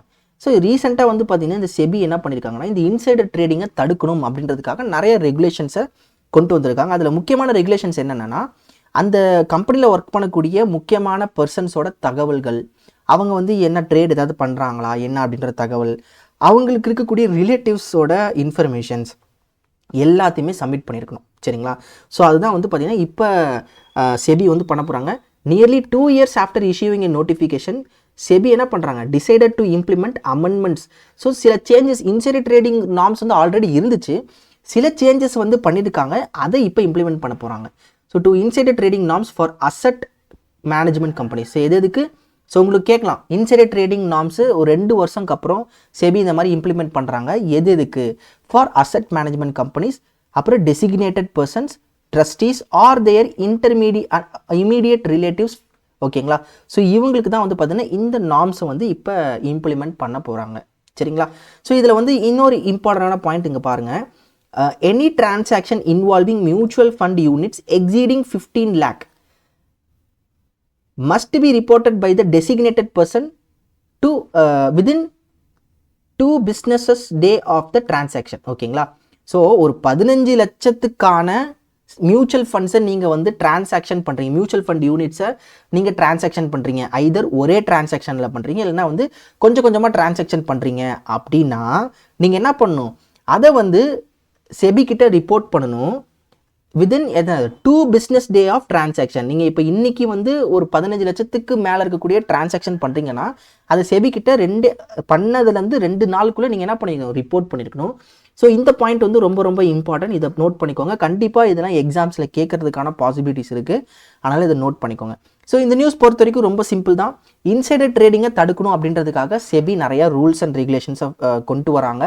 அதில் இப்போ ஆல்ரெடி இருந்த இன்சைடர் ட்ரேடிங் நார்ம்ஸில் சில சேஞ்சஸ் கொண்டு வந்திருக்காங்க. அந்த சேஞ்சஸை இப்போ இம்ப்ளிமெண்ட் பண்ண போகிறாங்க. ஸோ அது என்னன்னா யார் யாருக்குன்னா asset management companies, designated person, trustees and or their immediate relatives. ஓகேங்களா? ஸோ இது வந்து என்னன்னா asset management companies must disclose their holdings. இப்போ எப்படின்னா அந்த டெசிக்னேட்டட் பர்சன்ஸ்னால் அங்கே ஒர்க் பண்ணக்கூடிய அந்த டெசிக்னேட்டட் பர்சன் எவ்வளோ மியூச்சுவல் ஃபண்ட் யூனிட்ஸ் கையில் வச்சிருக்காரு அப்படின்றத சொல்லணும். சரிங்களா? ஸோ இந்த மாதிரி எல்லா டீட்டெயிலுமே செபி கிட்ட ரிப்போர்ட் பண்ணணும். ஸோ இப்படி பண்ணும்போது யாருமே எஸ்கேப் ஆக முடியாது. ஓகேங்களா? ஸோ இதுதான் இதோட நியூஸ். அண்ட் இந்த பாயிண்ட்டு ரொம்ப முக்கியம். ஓகேங்களா? Next, SEBI to strengthen small medium enterprises initial public offering guidelines and migration rules. இது நான் உங்களுக்கு சிம்பிளாக சொல்லிடுறேன். Small medium enterprises. ஓகேங்களா? ஸோ எம்எஸ்எம்இஸ் இருக்காங்க, அது மைக்ரோ ஸ்மால் மீடியம் என்டர்பிரைசஸ். இது வந்து ஸ்மால் மீடியம் என்டர்பிரைசஸ். ஓகேங்களா? எம்எஸ்எம்இக்கு கொஞ்சம் மேலே. இப்போ இவங்கெல்லாம் என்னன்னா லிஸ்டிங் ப்ராசஸ். ஸோ லிஸ்டிங்னா என்னென்னா இப்போ செபியோட அந்த இதில் வந்து லிஸ்ட்டு பண்ணப்பட்டுச்சு அப்படின்னா இந்த எஸ்எம்இயோட ஷேர்ஸ் வந்து இன்வெஸ்டார்ஸ் வாங்கலாம், விற்கலாம், இந்த மாதிரி ஆக்டிவிட்டீஸை பண்ணலாம். இப்போ எஸ்எம்இஸ் வந்து பார்த்தீங்கன்னா இனிஷியல் பப்ளிக் ஆஃபரிங், அதாவது இனிஷியல் பப்ளிக் ஆஃபரிங் என்னன்னா ஃபஸ்ட்டு டைமாக அந்த எஸ்எம்இ லிஸ்ட் ஆகுது. அப்போ வந்து பார்த்தீங்கன்னா அவங்களோட ஷேர்ஸ் வந்து இன்வெஸ்டாருக்கு கொடுக்குறாங்க, இன்வெஸ்டார் அதை காசு போட்டு வாங்குறாங்க. இதுதான் வந்து இனிஷியல் பப்ளிக் ஆஃபரிங். இப்படி எஸ்எம்இஸை வந்து லிஸ்ட்டு பண்ணுறதுக்கான வாய்ப்புகள் இருக்குது. பட் செபி என்ன அவங்களுக்கு தெரிய வருதுன்னா இன்வெஸ்டார்ஸ் நிறைய பேர் வந்து இதில் வந்து ஆர்வம் காட்டுறாங்க. அது ஒரு நல்ல சைன். இன்வெஸ்டார்ஸ் வந்து ஆர்வம் காட்டுறாங்க இந்த மாதிரி எஸ்எம்இஸோட இனிஷியல் பப்ளிக் ஆஃபரிங்ஸில் பார்ட்டிசிபேட் பண்ணணுன்னு. அட் த சேம் டைம் இந்த கம்பெனிஸ் என்ன பண்ணுறாங்கன்னா இந்த மாதிரி இனிஷியல் பப்ளிக் ஆஃபரிங் அந்த கம்பெனியோட ஷேர்ஸை வாங்கணும் அப்படின்றதுக்காக அந்த ஷேர்ஸோட குவாலிட்டியோ இல்லை வந்து அதோட தன்மையை வந்து இன்ஃப்ளேட் பண்ணுறாங்க. ஸோ இன்ஃப்ளேட் பண்ணுறது என்னென்னா இப்போ இந்த எஸ்எம்இயோட ஷேர் வந்து இப்போது ஆக்சுவல் ப்ரைஸ் வந்து பார்த்தீங்கன்னா 5 ரூபான்னு வச்சுக்கோங்க. ஆனால் அதை இன்ஃப்ளேட் பண்ணி என்ன காட்டுறாங்கன்னா 10 ரூபான்னு காட்டுறாங்க. அப்போ இன்வெஸ்டர்ஸ் என்ன பண்ணுறாங்க, இதனால் ஏமாறதுக்கான வாய்ப்பு இருக்குது. 10 ரூபா அப்படின்னு காட்டிடுவாங்க. ஆனால் ஒன்ஸ் அது வந்து வாங்கப்பட்டுருச்சு அப்படின்னா அதோட இனிஷியல் ப்ரைஸாக அதோட ஒரிஜினல் ப்ரைஸ் அப்போ தான் தெரியும். அப்போ இந்த மாதிரியான ஃப்ராடான காரியங்கள் நடக்குது அப்படின்றதுக்காக செபி என்ன பண்ணுறாங்க, அப்போ ஒரு எஸ்எம்இ லிஸ்ட் ஆகணும் அப்படின்னா நான் ரூல்ஸை இன்னும் ஸ்ட்ரிக்ட் பண்ணுறேன் அப்படின்ட்டு செபி சொல்கிறாங்க. அதுதான் இந்த news. SEBI is preparing proposals to tighten the norms around the listing of small and medium enterprises. என்னென்ன நார்ம்ஸ் பண்ணுறாங்க அப்படின்னு பார்த்தீங்கன்னா டிஸ்க்ளோசர் ரெக்குயர்மெண்ட்ஸை டைட்டன் பண்ணுறாங்க, எலிஜிபிலிட்டி கண்டிஷன்ஸை வந்து பார்த்தீங்கன்னா டைட்டன் பண்ணுறாங்க. அண்ட் இந்த news just a verbal kind of news, just படிங்க போதும். ஓகேங்களா? ஸோ எப்படி உங்களுக்கு கொஷின் கேட்கலாம் அப்படின்னா ரீசெண்டாக எந்த செக்டாருக்கு இந்த மாதிரி லிஸ்டிங் ப்ராசஸில் செபி வந்து நார்ம்ஸை டைட்டன் பண்ணாங்க due to the surge of investor interest and multiple instances of gross violation and fraudulent practices இந்த செக்மெண்ட் அப்படின்னு கொஷின் கேட்பாங்க. அப்படி கேட்டாங்கன்னா ஆப்ஷன் என்ன வச்சுருப்பாங்கன்னா எம்எஸ்எம்இஸ் இல்லைனா மைக்ரோ ஃபினான்ஸ் இன்ஸ்டிடியூஷன்ஸ் இல்லை எஸ்எம்இஸ் அப்படின்ற மாதிரி ஆப்ஷன் வச்சுருப்பாங்க. நம்மளோட கரெக்ட் ஆன்சர் அது எஸ்எம்இஸ். ஓகேங்களா? இப்படி தான் நியூஸ் கொஷின் கேட்டால் இந்த மாதிரி கேட்கலாம். ஓகேங்களா? ஸோ இதான் இதோட நியூஸ். ஸோ எஸ்எம்இஸ் வந்து பார்த்தீங்கன்னா லிஸ்ட் ஆகிறதுக்கான அந்த ரெகுலேஷன்ஸை வந்து ஸ்ட்ரிக்ட் பண்ணியிருக்காங்க. ஓகேங்களா? So there have been calls from market participants to remove quotas for QIBs, qualified institutional brokers, I think, and anchor investors in SME subscription, highlighting the increasing participation of institutional investors in the space. அதாவது இன்னொன்று என்னன்னா இந்த investor மத்தியில் வந்து சில ரெக்வஸ்ட்ஸ் இருக்குது. என்னன்னா இந்த குவாலிஃபைடு இன்ஸ்டிடியூஷனல் பையர் புரோக்கர்ஸ்ன்ட்ட குவாலிஃபைடு இன்ஸ்டிடியூஷனல் பையர்ஸோட கோட்டா வந்து பார்த்தீங்கன்னா அதிகமாக இருக்குது. குவாலிஃபைடு இன்ஸ்டிடியூஷனல் பையர்ஸ்னால் என்னது, எப்படி சொல்கிறதுனா அவங்க வந்து நம்பிக்கையாக இருக்கக்கூடிய ஒரு இன்ஸ்டியூஷன். இப்போ குவாலிஃபைடு இன்ஸ்டியூஷன்ஸ்னால் லைக் எல்ஐசி ஒரு குவாலிஃபைடு இன்ஸ்டியூஷன், எஸ்பிஐ வந்து பார்த்தீங்கன்னா குவாலிஃபைடு இன்ஸ்டியூஷன், ஏன்னா நம்ம அதை நம்புகிறோம். அந்த மாதிரி இந்த மாதிரி இன்வெஸ்டார்ஸ்லேயே பார்த்தீங்கன்னா குவாலிஃபைடு இன்ஸ்டியூஷனல் பையர்ஸ்னு இருக்காங்க. ஒரு இன்ஸ்டியூஷன் வந்து பார்த்தீங்கன்னா இன்வெஸ்டார் இன்ஸ்டியூஷனாக இருப்பாங்க. அவங்களுக்கு வந்து பார்த்தீங்கன்னா சில போர்ஷன்ஸை ரிசர்வ் பண்ணி வச்சுருக்காங்க. அண்ட் இன்னொரு பக்கம் என்ன ஒரு ரெக்வஸ்ட்னா, அவங்களுக்கு இருக்கக்கூடிய கோட்டாவை கொஞ்சம் ரிமூவ் பண்ணுங்க. ஏன்னா குவாலிஃபைடு இன்ஸ்டியூஷனல் பையர்ஸே அதிகமாக வரதுனால மற்றவங்க எப்படிலாம் இன்வெஸ்டர்ஸ் வந்து எப்படி இன்வெஸ்ட் பண்ண முடியும் அப்படின்ற மாதிரி டாக்ஸ் இருக்கும் போல். அதனால் இந்த ரிமூவல் ஆஃப் கோட்டாஸும் கேட்டிருக்காங்க. சரிங்களா? ஸோ ரொம்ப போட்டு கன்ஃபியூஸ் பண்ணிக்காதீங்க. It's a simple and straight news. So SMEs வந்து லிஸ்ட் பண்ணுறதுக்கான சில ரெகுலேஷன்ஸை டைட் பண்ணியிருக்காங்க. ஏன்? பிகாஸ் இன்வெஸ்டரோட இன்ட்ரெஸ்ட் அதிகமாகுது. அட் த சேம் டைம் நிறைய வயலேஷன்ஸ் இந்த இதில் நடக்குது. ஓகேங்களா? Next, reserve bank of India expands alert list with 13 additional entities involved in unauthorized forex trading. So forex trading na enadhu? Foreign exchange trading. Foreign exchange trading. சரி, இந்த foreign exchange trading எப்படி நடக்கும்? For example, இப்போ வந்து ஒரு euro, ஓகேங்களா, ஒரு யூரோவை வந்து நான் என்ன பண்ணுறேன் அப்படின்னா, ஒரு யூரோவோட விலை வந்து $1.10. ஓகேங்களா? நான் என்ன பண்ணுறேன் அப்படின்னா, திங்கிங் தட் யூரோவோட வேல்யூ வந்து ஃப்யூச்சரில் அதிகமாகும் அப்படின்னு நான் நினைக்கிறேன். ஸோ அப்போ வந்து நான் ஒரு 1000 யூரோ வாங்கி வைக்கிறேன். ஓகேங்களா? ஸோ 1000 யூரோ வாங்கி வைக்கிறேன். லேட்டர் இப்போ எனக்கு வந்து என்னென்னா ஒரு 1100 நான் செலவு பண்ணியிருப்பேன்னு வச்சுக்கோங்களேன். ஓகேங்களா? இப்போ நான் இதே 1000 சப்போஸ் திடீர்னு வந்து பார்த்திங்கன்னா இந்த 1 யூரோ நாளைக்கு $1.20 ஆயிடுச்சு. அப்போ நான் என்ன பண்ணுறேன், இந்த 1000 யூரோவையும் வித்துறேன். அப்போ எனக்கு என்ன ப்ராஃபிட் கிடைக்கும் அப்படின்னா 1200 கிடைக்கும். சரிங்களா? ஸோ எக்ஸாம்பிளாக சொல்கிறேன். சரிங்களா? ஸோ இப்படி கிடைக்கும் போது எனக்கு லாபம். இதுதான் வந்து பார்த்திங்கன்னா இந்த ஃபாரெக்ஸ் ட்ரேடிங் பண்ணுவாங்க. ஸோ ஃபாரெக்ஸ் ட்ரேடிங்கில் கரன்சி பேர்ஸ் அப்படின்ட்டு இருக்கும். எப்படின்னா யூரோ டாலர், ருப்பி டாலர், இந்த மாதிரி கரன்சி இது. ஸோ ருப்பிக்கு வந்து பார்த்திங்கன்னா நீங்கள் டாலர்ஸை வந்து ருப்பிக்கு வந்து பார்த்திங்கன்னா நீங்கள் ட்ரேடு பண்ணலாம். இந்த மாதிரி ருப்பி வந்து நாளைக்கு ருப்பியோட வேல்யூ வந்து ஒரு 0.5% அதிகமாகும் அப்படின்ற மாதிரியான ட்ரேடிங் பண்ணலாம். இந்த ஃபாரெக்ஸ் ட்ரேடிங் பண்ணுறதுல சில ஆப்ஸு, சில சைட்ஸ்லாம் வந்து பார்த்திங்கன்னா ஃபேக்கான சைட்ஸு, இல்லை வந்து பார்த்திங்கன்னா அன்ஆத்தரைஸ்டு ஃபாரெக்ஸ் ட்ரேடிங் பண்ணக்கூடிய ஆப்ஸ்லாம் இருக்குது. அந்த மாதிரி இப்போ அடிஷ்னலாக ஒரு 13 பேரை ஆர்பிஐ வந்து அலர்ட் லிஸ்ட்டில் வச்சுருக்காங்க. அலர்ட் லிஸ்ட்னால் என்ன சொல்கிறது, இவங்களாம் அன்ஆத்தரைஸ்டு, இதுக்கு வந்து நீங்கள் விக்டிம் ஆகிடாதீங்க அப்படின்னு சொல்கிறாங்க. சரிங்களா? RBI updated the alert list of unauthorized forex trading platforms by adding 13 more entities. So இப்போ 13 ஆட் பண்ணதில் இப்போ டோட்டலாக எவ்வளோ இருக்குது, 88 ஃபாரெக்ஸ் ட்ரேடிங் பிளாட்ஃபார்ம்ஸ் வந்து அன்ஆத்தரைஸ்டாக இருக்குது அப்படின்னு சொல்லியிருக்காங்க.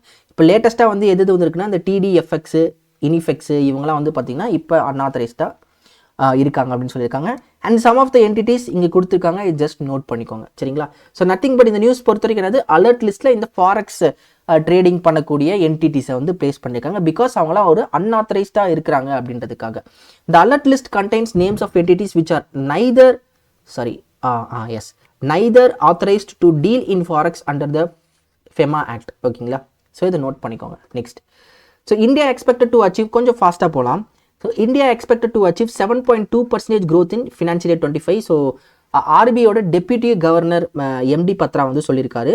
என்னவா, ஃபினான்ஷியல் இயர் 25ல் RBI அதாவது இந்தியாவோட GDP என்னவா இருக்குமா, 7.2% இருக்கும் அப்படின்னு சொல்லியிருக்காங்க.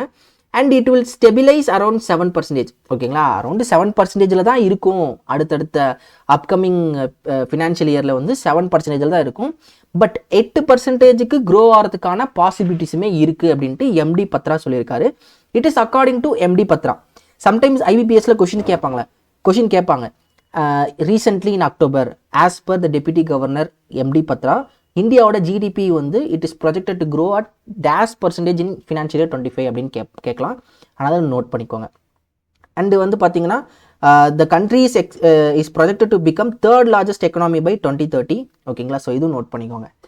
Next, HDFC Bank reaches 25% gender diversity goal ahead of schedule.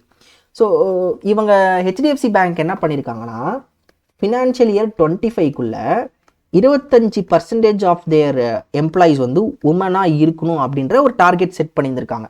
சரிங்களா? பட் இந்த டார்கெட் இந்த ஃபினான்ஷியல் இயர் 25 முடியறதுக்குள்ளேயே இவங்க என்ன பண்ணிட்டாங்க, 26% வந்து பார்த்தீங்கன்னா உமன் ஒர்க் பண்ணுறாங்களாம் அவங்களோட எம்ப்ளாயீஸில். அதுவும் 30 வயசுக்கு கீழே இருக்கக்கூடிய விமன் ஒர்க் பண்ணுறாங்களாம். சரிங்களா? ஸோ அதுதான் இந்த news. HDFC bank reaches 25% gender diversity goal ahead of schedule, enrolling over 17,000 women in financial year 24. ஓகேங்களா? ஸோ ஹெச்டிஎஃப்சி பேங்க் வந்து என்ன 25% அவங்க டார்கெட் வச்சிருக்காங்க. பட் 25% தாண்டி ஸோ உமன் வந்து பார்த்தீங்கன்னா ஹெச்டிஎஃப்சி பேங்க்கில் 26% ரெப்ரசென்ட் பண்ணுறாங்களாம். ஓகேங்களா? Next, federal bank partners with Bhashini. இந்த பாஷினி அப்படின்றது வந்து பார்த்தீங்கன்னா ஒரு இந்த லாங்குவேஜ் டிரான்ஸ்லேஷன் ஏஐ மாடல். ஓகேங்களா? ஸோ அதாவது எப்படின்னா இப்போ நான் தமிழில் நான் பேசினேன் அப்படின்னா அது எனக்கு ஹிந்தி வேணும்னா அது ஹிந்தியில் கொடுக்கும். ஓகேங்களா? இந்த பாஷினி அப்படின்றது ஒரு ஏஐ லாங்குவேஜ் டிரான்ஸ்லேஷன் மாடல். சரிங்களா?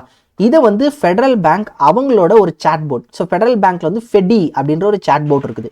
அந்த ஃபெடி சாட் போர்ட் எதுக்காக வச்சிருக்காங்க அப்படின்னா அந்த கஸ்டமருக்கு சப்போர்ட் கொடுக்குற இதில் வச்சிருக்காங்க. அண்ட் இந்த ஃபெடி வந்து பார்த்தீங்கன்னா இந்த சாட் போர்ட்டில் இந்த பாஷினி கூட இவங்க 2 பேர் சேர்ந்து ஃபெடரல் பேங்க் பாஷினி கூட சேர்ந்ததுனால அந்த ஃபெடி சாட் போர்ட்டில் வந்து பார்த்தீங்கன்னா வெர்னாக்குலர் லாங்குவேஜஸ்லாம் வந்து பார்த்தீங்கன்னா இன்ட்ரடியூஸ் பண்ணியிருக்காங்க. சரிங்களா?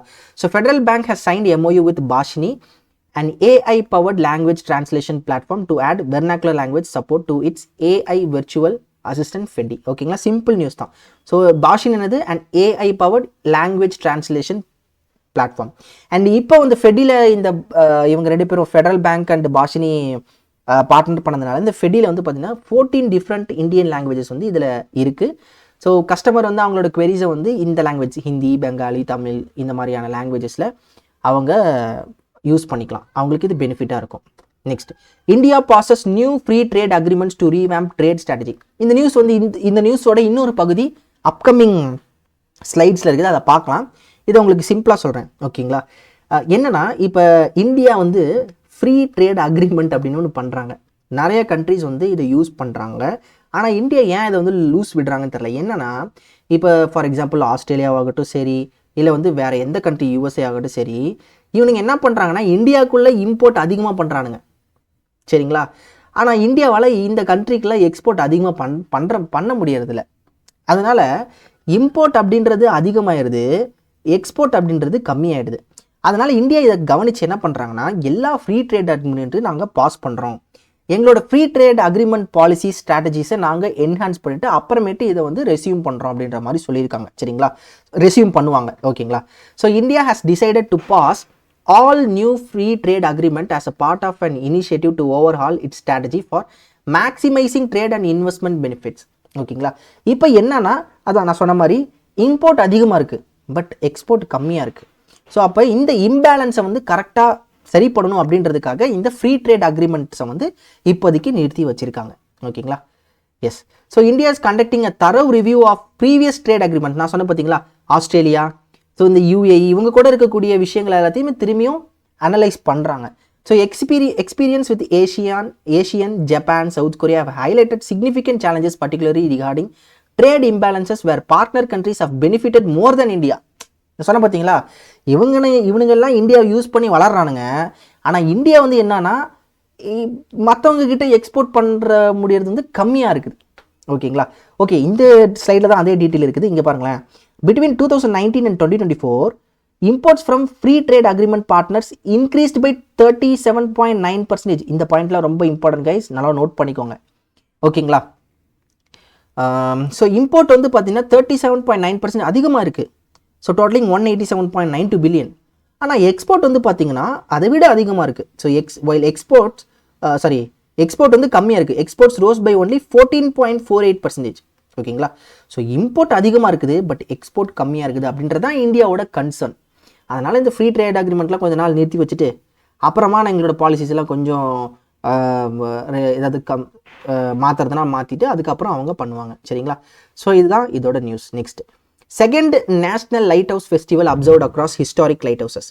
போன வருஷம் 2023ல் 75 இந்த national light house light house வந்து பார்த்திங்கன்னா இந்த ஃபெஸ்டிவல் பண்ணாங்க. சரி, இந்த லைட் ஹவுஸ் ஃபெஸ்டிவல் எதுக்காக பண்ணுறாங்க அப்படின்னா, இந்த லைட் ஹவுஸ் ஃபெஸ்டிவல் அப்படின்றத நம்ம பண்ணும்போது லைட் ஹவுஸ் வந்து பார்த்திங்கன்னா ஒரு மேரிடைம் ஃபிக்ஸ்டு ஆப்ஜெக்ட், ஓகேங்களா. அப்போ அதை சுற்றி வந்து பார்த்திங்கன்னா நமக்கு இந்த சில்ட்ரன்ஸ் பார்க்கு, அப்புறம் வந்து பார்த்திங்கன்னா இந்த மாதிரி சில அம்யூனிட்டிஸ் வந்து நம்ம பண்ணும்போது அந்த லைட் ஹவுஸ் பக்கத்தில் இருக்கக்கூடிய லோக்கல் எக்கனாமி வந்து டெவலப் ஆகும், ஓகேங்களா. லோக்கல் எக்கனாமி வந்து டெவலப் ஆகும். இந்த லைட் ஹவுஸுக்கு நிறைய பேர் வராங்க, அட்ராக்ட் ஆகிறாங்க அப்படின்னா அங்கே பக்கத்தில் ஒரு சின்ன கடை போட்டிருக்காங்க ஒருத்தங்க அப்படின்னா அந்த கடையில் வந்து வியாபாரம் அதிகமாகும். இந்த மாதிரியான விஷயங்களை பூஸ்ட் பண்ணுறதுக்கு தான் இந்த லைட் ஹவுஸ் டூரிசம் அப்படின்றத ஒன்று பண்ணாங்க. 2023 இது ஸ்டார்ட் ஆச்சு, சரிங்களா. ஸோ இப்போ வந்து இது செகண்ட் டைமாக இது அதே அக்டோபரில் வந்து நடக்குது, ஓகேங்களா. The second national light house festival was observed on October 19 and 2024 across 75 historic lighthouses in India. So எல்லா லைட் ஹவுஸும் கிடையாது, ஹிஸ்டாரிக் லைட் ஹவுசஸ். இந்த லைட் ஹவுஸ் டூரிசம் கான்க்ளேவ் 2027 இப்போ நடந்துச்சு. ஸோ இது வந்து பார்த்திங்கன்னா போன வருஷமே இதை வந்து பண்ணியிருந்தாங்க. ஸோ அது வந்து எங்கே இருக்குது, ஒரே நிமிஷம் இருங்க.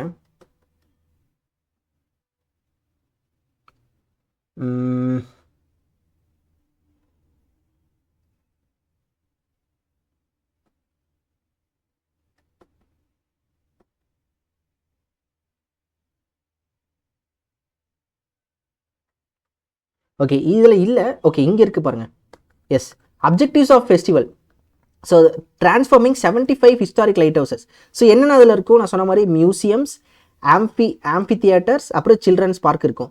So promoting conservation and preservation of these historic maritime lighthouses, generating local employment and boosting local economy. ஓகேவா, இந்த விஷயத்துக்கு தான் வந்து பண்ணுறாங்க.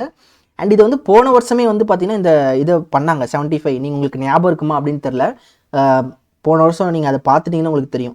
75 லைட் ஹவுசஸ் வந்து ஃபஸ்ட் டைமாக பண்ணாங்க. அண்ட் இப்போ வந்து பார்த்தீங்கன்னா செகண்ட் டைமாக இதை பண்ணுறாங்க, சேம் அக்டோபரில், சரிங்களா. ஸோ இதுதான் இதோட நியூஸ், ஓகேங்களா. Simple and straight news. Light house பக்கத்தில் இருக்கக்கூடிய அந்த சரௌண்டிங்கில் இருக்கக்கூடிய எக்கனாமியை பூஸ்ட் பண்ணுறதுக்கு இது ஒன் ஆஃப் த இனிஷியேட்டிவ்ஸாக இருக்குது. So second national light house festival நடந்திருக்கு October 19 and 20, ஓகேங்களா. எஸ், ஸோ இதுக்காக வந்து பார்த்தீங்கன்னா அப்ராக்சிமேட்லி ₹65 crore வந்து பார்த்தீங்கன்னா இந்த 75 ஐகானிக் லைட் ஹவுசஸில் வந்து இன்வெஸ்ட் பண்ணியிருக்காங்க, இதை வந்து இம்ப்ரூவ் பண்ணுறதுக்காக, சரிங்களா. ஸோ இதான் அந்த நியூஸ். நெக்ஸ்ட் போயிடலாம். Launch of international incoming spoofed call prevention system. So spoofed call prevention சிஸ்டம்னா என்னது, நீங்கள் நிறைய சோஷியல் மீடியாஸில் பார்த்துருப்பீங்க. திடீர்னு பார்த்தீங்கன்னா ஃபெட்எக்ஸ்லேருந்து கால் வந்திருக்கும். அந்த ஃபெட்எக்ஸில் வந்து நீங்கள் இந்த மாதிரி ஒரு கொரியர் உங்கள் பேரில் வந்திருக்குதுங்க, ஏன் வந்து உங்கள் பேரில் வந்திருக்குது, நாங்கள் இதை கஸ்டம்ஸில் பிடிச்சி வச்சுருக்கோம், இந்த மாதிரி கொரியர் வந்திருக்கு, நீங்கள் உங்களோட டீட்டெயில்ஸ் அனுப்புங்க அப்படின்னு சொல்லுவாங்க. நான் எந்த கொரியர் பண்ணேன் அப்படின்னா, இல்லை இமீடியட்டாக நீங்கள் இது பண்ணணும், எதுக்கு உங்களுக்கு சம்மந்தமே இல்லாமல், அவங்களே ஃபோன் பண்ணி சம்மந்தமே இல்லாமல் எதுக்கு உங்களுக்கு கொரியர் வருது, உங்களுக்கு வந்து நாங்கள் எங்களோட ஆஃபீஸரை காண்டாக்ட் பண்ணுறதுக்கு உங்களோட காலை ஃபார்வர்ட் பண்ணுறோம். அங்கேருந்து ஒரு போலீஸ் மாதிரி பேசுவார், நான் இந்த மாதிரி கஸ்டம்ஸ் போலீஸுங்க, உங்களோட இது தாங்க, நம்ம நேரில் மீட் பண்ணலாம் அப்படின்ற மாதிரிலாம் சொல்லுவாங்க. இதுதான் வந்து ஸ்பூஃப்ட் கால்ஸ். அதாவது எப்படின்னா இந்தியன் நம்பரில் வரும், ஆனால் இன்டர்நேஷ்னல் கால்ஸாக இருக்கும். ஸோ இதை வந்து தடுக்கிறதுக்கான ஒரு சிஸ்டம் தான் இப்போ union minister of communication Jyotiraditya Scindia வந்து பண்ணியிருக்காரு, சரிங்களா. இதை வந்து இப்போ லான்ச் பண்ணியிருக்காரு.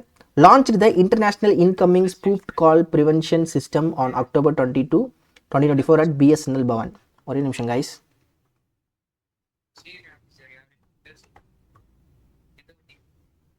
Okay, good.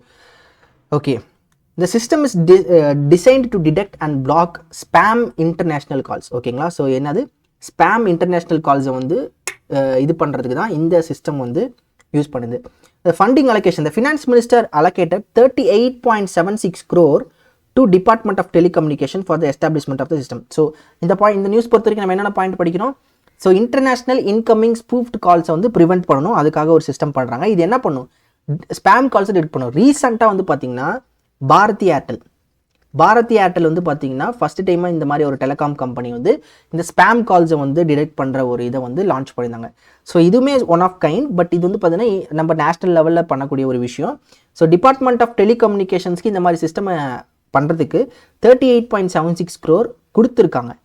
அண்டு இது வந்து பார்த்திங்கன்னா இது கொடுத்தது இல்லாமல் additionally funding for the digital intelligence unit வந்து பார்த்திங்கன்னா 50 கோடியில் இருந்து 85 கோடி வரைக்குமே கொடுத்துருக்காங்க, சரிங்களா. ஸோ அதாவது என்னென்னா இந்த 38.76 கோடி வந்து பார்த்திங்கன்னா டிபார்ட்மெண்ட் ஆஃப் டெலிகம்யூனிகேஷன்ஸ் கொடுத்துருக்காங்க. எதுக்காக, இந்த சிஸ்டமை இது பண்ணுறதுக்காக. இது வந்து எதுக்காகனா டோட்டலாக இந்த 50 கோடியிலேருந்து 85 கோடி வரைக்கும் இந்த மாதிரியான ஃப்ராடுலண்ட் டெலிகாம் ஆக்டிவிட்டீஸ்க்கு இந்த மாதிரியான விஷயங்களுக்கு தந்திருக்காங்க அப்படின்ட்டு இந்த நியூஸில் சொல்கிறாங்க. ஓகேங்களா? ஸோ இதுதான் இந்த news. Simple and straight news. என்னது இன்டர்நேஷ்னல் இன்கமிங் ஸ்பூஃப்ட் கால் ப்ரிவென்ஷனுக்கு இந்த விஷயங்களை பண்ணியிருக்காங்க. அண்ட் இது வந்து இனிஷியலாக இதுக்கு ஒரு பேர் வச்சுருந்துருக்காங்க. So initially refer to as centralised international out roamer. ஓகேங்களா? ஸோ இந்த CIOR இதோட ஃபுல் ஃபார்ம் கண்டிப்பாக எக்ஸாமில் கேட்பாங்க. அதனால் இதை நோட் பண்ணி படிச்சுக்கோங்க. Next India's retail inflation. So அடுத்தது நியூஸ் கொஞ்சம் ஃபாஸ்ட்டாக பார்க்கலாம். ஸோ இது வந்து பார்த்தீங்கன்னா CPI இன்ஃப்ளேஷன் சொல்லியிருக்காங்க. செப்டம்பர் மந்த்துக்கு CPI இன்ஃப்ளேஷன் வந்து என்ன இருந்திருக்கான்? CPI inflation. ஸோ ஆகஸ்ட்டில் நல்லா பாருங்கள், இது ரொம்ப ரொம்ப இம்பார்ட்டன்ட் நியூஸு. ஆகஸ்ட்டில் 3.65 தான் இருந்துச்சு. ஓகேங்களா? So inflation. ஸோ இந்த இன்ஃப்ளேஷன் வந்து பார்த்தீங்கன்னா 4 ஓகேங்களா? ஸோ +or-2 இந்த ரேஞ்சில் இது பண்ணுவாங்க. இது வந்து 4% கீழே இருந்தது அப்படின்றது சந்தோஷமாக இருந்துச்சு ஆகஸ்ட்டில் 3.65%. பட் செப்டம்பரில் பாருங்கள் அப்படியே 5.49% போயிடுச்சு இன்ஃப்ளேஷன், அப்படியே பீக்குக்கு போயிடுச்சு. ஓகேங்களா? ஸோ இது வந்து பார்த்தீங்கன்னா CPI inflation. So retail inflation is nothing but CPI inflation. இப்போ செப்டம்பரில் இட் இஸ் 5.49%. ஆகஸ்ட்டில் ரொம்ப கம்மியாக இருந்தது 3.65%. மேபி இது வந்து எதனால் இருக்கலாம் அப்படின்னா இந்த ஃபுட் ப்ரைஸஸோட காஸ்ட் அதிகமாக இருக்குது. ஏன் காஸ்ட் அதிகமாக இருக்குது? Some of the reasons like இப்போ மழை பெஞ்சிச்சு, திடீர்னு மான்சூன் சீசனல் சேஞ்சஸ் இருக்குது. அப்போ இந்த மாதிரியான விஷயங்களுமே பார்த்தீங்கன்னா இந்த மாதிரி இன்ஃப்ளேஷன்ஸ்க்கு ஒன் ஆஃப் த ரீசன்ஸாக இருக்கும். ஸோ ஆகஸ்ட்டில் 3.65% இருந்தது. பட் இப்போ செப்டம்பரில் 5.49%. ஓகேங்களா? ஸோ இதுதான் வந்து CPI inflation. So and this is the highest level since December. So டிசம்பரில் வந்து பார்த்தீங்கன்னா 5.69% இருந்தது. அதுதான் ஹையஸ்ட்டாக இப்போ ரெக்கார்ட் பண்ணாங்க. அண்ட் இதுக்கப்புறம் எது ஹையஸ்ட்டாக இருக்குன்னா இப்போ செப்டம்பரில் தான் இது ஹையஸ்ட்டாக இருக்குது. சரிங்களா? ஸோ இந்த பாயிண்ட் எல்லாமே இம்பார்ட்டன்ட். ஏன்னா இதில் இருக்கக்கூடியது அப்படியே கூட கேட்கலாம். ஸோ எப்படி கேட்கலாம் அப்படின்னா CPI இன்ஃப்ளேஷன் வந்து இப்போ ரீசெண்டாக செப்டம்பரில் 5.49% வந்திருக்குது. It is the second highest since எந்த மாதம் அப்படின்னு கேட்பாங்க. டிசம்பர் 2023 இப்படி கூட கேட்கலாம். அதனால் நோட் பண்ணி படிங்க. ஓகேங்களா? ஸோ எதனால இந்த இன்ஃப்ளேஷன் அப்படின்னா இங்கே பாருங்கள், கீ ஃபுட் ஐட்டம்ஸோட இன்ஃப்ளேஷன்ஸ் ஆனால் சீரியல், வெஜிடபிள்ஸ், பல்சஸ், ஃப்ரூட்ஸ் இந்த மாதிரி எல்லா இதுலையுமே பார்த்தீங்கன்னா முட்டை கூட பாருங்கள் விலை அதிகமாக இருக்குது அப்படின்னு சொல்லியிருக்காங்க. நெக்ஸ்ட்டு ஸோ இந்த நியூஸ் வந்து பார்த்தீங்கன்னா இந்தியாவோட ஹோல்சேல் WPI. ஸோ WPIயுமே பார்த்தீங்கன்னா இன்க்ரீஸ் ஆயிருக்கு. ஸோ CPIனா ரீட்டைல் இன்ஃப்ளேஷன். லைக் எப்படின்னா நாம் போய் கடையில் ரீட்டைல் ஷாப்ஸ் இருக்குல்ல அங்கே வாங்குறது. WPI அப்படின்னா என்னென்னா ஹோல்சேல் மார்க்கெட் இருக்குல்ல அங்கே நடக்கக்கூடிய இன்ஃப்ளேஷன். ஸோ இதில் வந்து WPI என்ன இன்க்ரீஸ் ஆயிருக்கு? ஆகஸ்ட்டில் வந்து 1.31% இருந்தது. அண்ட் பட் செப்டம்பரில் வந்து 1.84% இன்க்ரீஸ் ஆயிருக்கு. ஓகேங்களா? அண்ட் இதில் இன்னொரு கம்பேரிசன் பண்ணுறாங்க. செப்டம்பர் 2023 இன்ஃப்ளேஷன் வந்து -0.07% தான் இருந்துச்சு. அப்போ ஒரு வருஷத்தில் வந்து பார்த்தீங்கன்னா எவ்வளோ இன்க்ரீஸ் ஆயிருக்கு பாருங்கள், 1.84% இன்க்ரீஸ் ஆயிருக்கு. ஸோ அண்ட் இதுவுமே பார்த்தீங்கன்னா எதனால இன்ஃப்ளேஷன் ஆயிருக்குன்னா ஃபுட் ஐட்டம் வந்து இன்ஃப்ளேஷன் ஆயிருக்கிறதுனால அண்ட் வெஜிடபிள் இன்ஃப்ளேஷன். ஸோ எப்பவுமே வந்து பார்த்தீங்கன்னா ஹோல்சேல் ப்ரைஸஸில் இன்ஃப்ளேஷன் நடக்குது அப்படின்னா கண்டிப்பாக வந்து கன்சியூமர் ப்ரைஸ் இண்டெக்ஸ்லையுமே பார்த்தீங்கன்னா அந்த ரீட்டைல் இன்ஃப்ளேஷனுமே இருக்கும். சரிங்களா? ஸோ இந்த இன்ஃப்ளேஷன்ஸ் இதெல்லாம் பார்த்துக்கோங்க. அண்ட் கீ வெஜிடபிள்ஸோட இன்ஃப்ளேஷன் எது இருக்குன்னா பொட்டேட்டோ, ஆனியன் இதெல்லாம் பார்த்தீங்கன்னா அதிகமாக இருக்குது, விலை அதிகமாக இருக்குது அப்படின்ட்டு. ஸோ இதை நான் நிறைய டைம் உங்களுக்கு சொல்லியிருக்கேன். நீங்கள் என்ன பண்ணணும்னா டெய்லி மார்க்கெட்டில் போயிட்டு காய்கறி வாங்குறது அதெல்லாம் வாங்கினீங்கன்னா உங்களுக்கு கண்டிப்பாக தெரியும். ஸோ எப்படி இன்ஃப்ளேஷன் ஒர்க் ஆகுது. ஸோ நீங்கள் எக்ஸ்பீரியன்ஸ் பண்ணிக்கலாம். திடீர்னு பார்த்தா வெங்காயம் விலை ஏறி இருக்கும். ஸோ இந்த மாதிரியான விஷயங்கள்லாம் நாம்ளே கூட எக்ஸ்பீரியன்ஸ் பண்ணலாம். ஓகேங்களா? Yes. So CPI and WPI இது நோட் பண்ணிக்கோங்க. எப்பயுமே CPI WPI நான் என்ன சொல்லியிருக்கேன், என்ன பண்ணணும், மந்த் வைஸாக நோட் பண்ணி வைக்கணும். மந்த் வைஸாக நோட் பண்ணி வைங்க. அப்போ தான் உங்களுக்கு அந்த சேஞ்சஸ் தெரியும். ஓகே இது அதிகமாக இருக்குது, இது கம்மியாக இருக்குது அப்படின்ட்டு. சரிங்களா? Next so group of minister proposes GST exemption on life and health insurance premium for senior citizens. அதாவது இப்போ லைஃப் இன்சூரன்ஸ் நம்ம போடுறோம். ஓகேங்களா? அதுக்கு ப்ரீமியம்ஸ் கட்டுறோம். அண்ட் இதுக்கு வந்து பார்த்தீங்கன்னா GST இருக்குது. ஓகேங்களா? இப்போ குரூப் ஆஃப் மினிஸ்டர்ஸ் என்ன பண்ணுறாங்கன்னா சீனியர் சிட்டிசன்ஸ் போடக்கூடிய இந்த லைஃப் அண்ட் ஹெல்த் இன்சூரன்ஸ்க்கு GSTயை எக்ஸம்ட் பண்ணுங்க. ஏன்னா அவங்க சீனியர் சிட்டிசன்ஸாக இருக்காங்க, அவங்களுக்கு அந்த காஸ்ட் அப்படின்றத நம்ம கம்மி பண்ணலாம். அவங்க வந்து சீனியர் சிட்டிசன்ஸாக இருக்கனால அவங்க வந்து பார்த்திங்கன்னா ரொம்ப அவங்கள செலவழிக்காதபடி பார்த்துக்கலாம் அப்படின்ற மாதிரியான விஷயங்களை பற்றி பேசியிருக்காங்க. ஓகேங்களா? ஸோ இது என்ன அப்படின்றத பார்க்கலாம். So group of ministers has proposed significant changes to the GST on term life insurance and health insurance premiums. இந்த proposal aims to alleviate. So அலிவியேட்னு அது அதாவது இதை நீக்கிறது. the financial burden on senior citizens. So already அவங்க senior citizens அவங்க வந்து பார்த்தீங்கன்னா இந்த மாதிரி லைஃப் அண்ட் ஹெல்த் இன்சூரன்ஸ் போடுறாங்க, அவங்களுக்கு நான் திரும்பியும் ஃபினான்ஷியல் பேர்டன் நம்ம கொடுக்க வேணாம். Especially those facing high insurance cost. So insurance cost அதிகமாக இருக்கிறதுனால தே வில் சஃபர். அதனால் அந்த ஃபினான்ஷியல் பேர்டனை நம்ம எடுக்கணும். அதுக்காக இந்த ஜிஎஸ்டி எக்ஸாம் பண்ணுறாங்க. சீனியர் சிட்டிசன்ஸ்க்கு அந்த insurance products, health, life and ஹெல்த்துக்கு ஜிஎஸ்டி எக்ஸாம் பண்ணுறாங்க. At the same time group of minister என்ன ரெக்கமெண்ட் பண்ணுறாங்கன்னா 5 லட்சம் கவரேஜ் இருக்கக்கூடிய எந்த ஒரு இன்சூரன்ஸ் ப்ராடக்டாக இருந்தாலும் அதுக்கு ஜிஎஸ்டி எக்ஸாம் பண்ணலாம். 5 லட்சத்துக்கு மேலே இருக்கக்கூடிய கவரேஜ் இருக்குது பார்த்தீங்களா, அவங்களுக்கு வந்து பார்த்தீங்கன்னா 18% ஜிஎஸ்டி போடலாம் அப்படின்ற மாதிரி சொல்லியிருக்காங்க. Policies exceeding this coverage limit would continue to attract 18% GST. So இந்த பாயிண்ட் நல்லா புரிஞ்சுக்கோங்க. சீனியர் சிட்டிசன்ஸ்க்கு ஜிஎஸ்டியே வேணாம் அப்படின்னு சொல்கிறாங்க. 5 லட்சம் கவரேஜ் இருக்கவங்களுக்கு ஜிஎஸ்டி வேணாம் அப்படின்னு சொல்கிறாங்க. 5 லட்சம் கவரேஜுக்கு இருக்கக்கூடிய எந்த ஒரு இன்சூரன்ஸ் ப்ராடக்டாக இருந்தாலும் சரி அதுக்கு ஜிஎஸ்டியே போட வேணாம். அவங்க சீனியர் சிட்டிசனாலும் சரி நார்மல் சிட்டிசனாலும் சரி 5 லட்சம் கவரேஜ் இருக்கிறவங்களுக்கு வந்து என்னது இந்த ஜிஎஸ்டி கிடையாது இந்த ப்ரீமியம் ஹெல்த் இன்சூரன்ஸ் ப்ரீமியம்ஸில். பட் 5 லட்சத்துக்கு மேலே போச்சு அப்படின்னா 18% ஜிஎஸ்டி கட்டணும். பட் இதில் சீனியர் சிட்டிசன்ஸ் எந்த ஒரு ஹெல்த் இன்சூரன்ஸ் ப்ரீமியம்ஸ் பண்ணாலும் அதுக்கு சீனியர் சிட்டிசன்ஸ்க்கு ஜிஎஸ்டி வேணாம் அப்படின்ற ரெக்கமெண்டேஷன் கொடுத்துருக்காங்க. சரிங்களா? ஸோ இதான் நியூஸ். மற்றதெல்லாம் just go through once. Next direct tax to GDP. So direct tax to GDP இது வந்து பார்த்தீங்கன்னா அதிகமாக இருக்கான். சரிங்களா? டைரக்ட் டேக்ஸ்னால் என்னது? Income tax. So income tax இந்த ரேஷியோ அதிகமாக இருந்துச்சுன்னா என்ன அர்த்தம்னா கண்ட்ரி நல்லா டாக்ஸேஷன் சிஸ்டம் நல்லா இருக்குது அப்படின்னு அர்த்தம்.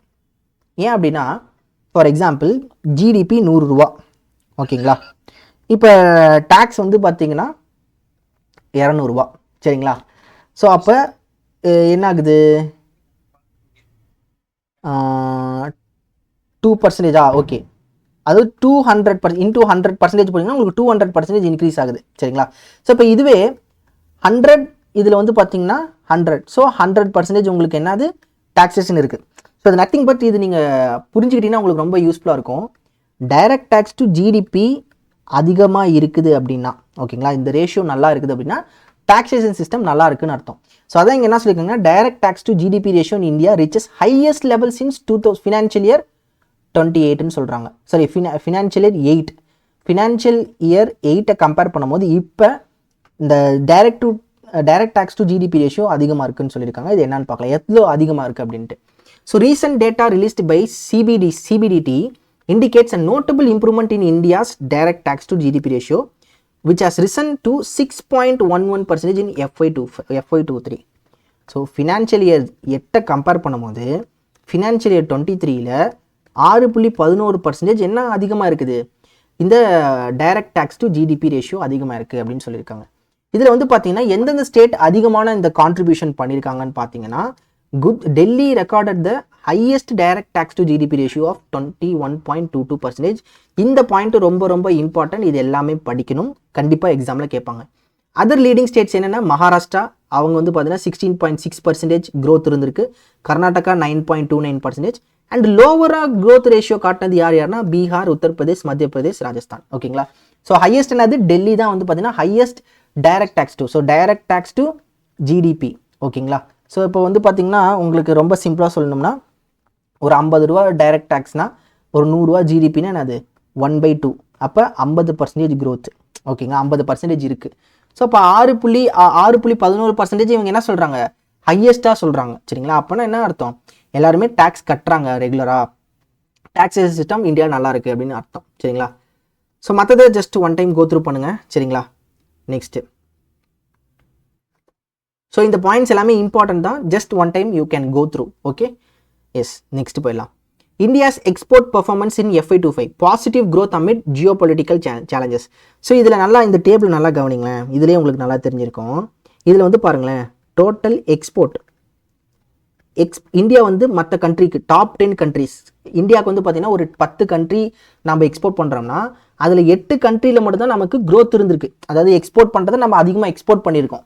ஸோ அதுலேயே எக்ஸ்போர்ட் வந்து பார்த்தீங்கன்னா வெறும் 1% தான் அதிகமாக இருக்குது. சரிங்களா? ஸோ 1.0% நத்திங் பட் 1% தான் எக்ஸ்போர்ட் அதிகமாக இருக்குது. ஸோ டோட்டல் வேல்யூ என்னவாக இருக்குது, 213.2 பில்லியன். ஓகேங்களா? அதுவே நீங்கள் இம்போர்ட் எடுத்து பார்த்தீங்கன்னா இம்போர்ட் இந்தியாவுக்குள்ளே வரக்கூடிய அந்த இம்போர்ட் வந்து 6.2% அதிகமாக இருக்குது. ஸோ டோட்டலாக வந்து பார்த்தீங்கன்னா 350.7 பில்லியன். அப்போ நம்ம முன்ன ஒரு நியூஸ் நான் சொன்ன பார்த்தீங்களா, நம்ம அந்த நியூ ஃப்ரீ ட்ரேட் அக்ரிமெண்ட்டை பாஸ் பண்ணியிருக்காங்க அப்படின்ட்டு, அந்த நீங்கள் நியூஸ் பாருங்கள், இந்த கம்பேரிசன் நல்லா புரியும். எக்ஸ்போர்ட் வந்து பார்த்தீங்கன்னா இம்ப்ரூவ் இருக்குது. அதாவது இது எந்த இம்ப்ரூவ்னா H1 of FY25. So financial இயரோட ஃபஸ்ட்டு பாதி அது முடிஞ்சிருச்சு. ஃபினான்ஷியல் இயரோட ஃபஸ்ட்டு பாதி முடிஞ்சிருச்சு. அதில் இருக்க டேட்டா தான் இப்போ கலெக்ட் பண்ணி நம்ம படிக்கிறோம். இப்போ அதில் எக்ஸ்போர்ட் வளர்ந்துருக்குது, பட் அது மார்ஜினலாக தான் 1% தான் அதிகமாக இருக்குது. அண்ட் நம்ம 213.2 பில்லியனுக்கு தான் எக்ஸ்போர்ட் பண்ணியிருக்கோம். பட் நம்ம எவ்வளோ இம்போர்ட் பண்ணியிருக்கோம், 350.7 பில்லியனுக்கு நம்ம இம்போர்ட் பண்ணியிருக்கோம். ஓகேங்களா, அதை தான் வந்து இந்த நியூஸ் சொல்லுது.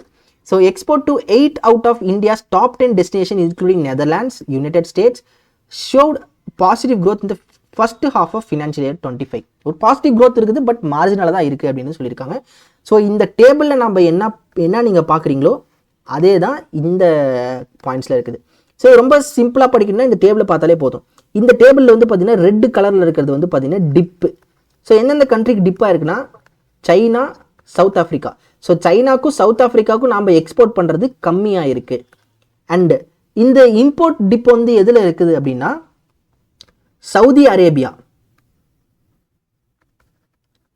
அரேபியாவிலேருந்து வரக்கூடிய ப்ராடக்ட்ஸும் சிங்கப்பூர்லேருந்து வரக்கூடிய ப்ராடக்ட்ஸும் இதோட இம்போர்ட் வந்து குறைஞ்சிருக்கு. சரிங்களா, ஸோ எக்ஸ்போர்ட் வந்து நம்ம எந்தெந்த கண்ட்ரிக்கு நம்ம கம்மியாக எக்ஸ்போர்ட் ஆயிருக்கு அப்படின்னா China and South Africa. And இம்போர்ட்டில் எந்தெந்த கண்ட்ரிஸ் வந்து கம்மியாக இருக்குன்னா Saudi Arabia and Singapore. And இந்த டேபிள் ரொம்ப ரொம்ப இம்பார்ட்டன்ட். இந்த டேபிளை படித்தாலே இந்த நியூஸை படித்த மாதிரி. சரிங்களா, ஸோ இதை பார்த்துக்கோங்க. Next, PFRDA appoints Chitra Jayasimha as chairperson of NPSTB. ஓகேங்களா, ஸோ ரொம்ப simple news. So pension regulator என்ன பண்ணியிருக்காங்க, PFRDA என்ன பண்ணியிருக்காங்க, சித்ரா ஜெயசிம்மா இவங்களை வந்து chairperson of the board of national pension system ட்ரஸ்ட்டுக்கு அப்பாயிண்ட் பண்ணியிருக்காங்க. அண்ட் இவங்க யாரை ரீப்ளேஸ் பண்ணுறாங்க, வெங்கடராவோ யதகனி அப்படின்றவங்க ரீப்ளேஸ் பண்ணுறாங்க.